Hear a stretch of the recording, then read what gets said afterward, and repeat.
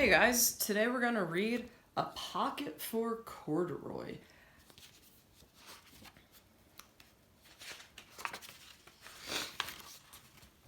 Late one summer afternoon, Lisa and her mother took their laundry to the laundromat. As always on such trips, Lisa carried along her toy bear Corduroy. The laundromat was a very busy place at this hour. "Now, Corduroy, you sit right here and wait for me," Lisa said. "I'm going to help with our wash." Corduroy waited patiently. Then suddenly, he perked up his ears.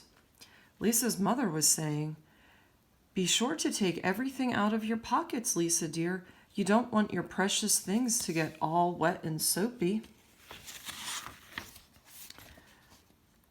"Pockets?" said Corduroy to himself. "I don't have a pocket." He slid off the chair. "I must go find something to make a pocket out of," he said, and he began to look around. First he came to a pile of fancy towels and washcloths, but nothing was the right size or color. Then he saw a huge stack of colorful clothes in a laundry bag. "There ought to be something in there to make a pocket out of," he said. Without hesitating, he climbed inside the bag, which was filled with pieces of wet laundry. The dampness didn't bother Corduroy in the least. "This must be a cave," he said, sighing happily. "I've always wanted to live in a dark, cool cave." When the time came for Lisa to fetch her bear, he was gone. "Oh, Mommy," she exclaimed, "Corduroy isn't here where I left him." "I'm sorry, honey," said her mother, "but the laundromat will be closing soon, and we must be getting home."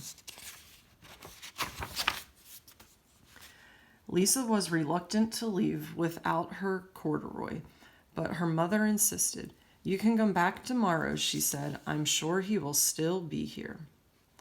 As they left, a young man wearing an artist's beret was taking his wet laundry out of a bag, the very bag Corduroy had discovered. Before he knew it, Corduroy was being tossed together with all the sheets, shirts, shorts, and slacks. Oh no, do you see Corduroy's little head peeking out right there? Inside the dryer. But just as the artist was shutting the glass door, Corduroy tumbled out onto the floor. "How in thunder did that bear ever get mixed up with all my things?" the artist wondered. Poor Corduroy was damp all over. "The least I can do for him is give his overalls a good drying," said the man thoughtfully. He unbuttoned Corduroy's shoulder strap and put his overalls in the dryer. Corduroy grew dizzy as he watched the clothes spinning around, but the artist became inspired. "This would make a wonderful painting," he said as he took a sketch pad out of his pocket and began drawing the swirling colors. "I can hardly wait to get back to my studio." Finally, the dryer stopped and the man gathered up the clothes. Then he helped Corduroy put on his warm, dry overalls. All at once, the manager of the laundromat called, "Closing time! Everybody out!" Corduroy was gently placed on top of a washing machine. "I wonder who that bear belongs to," the artist said as he was leaving.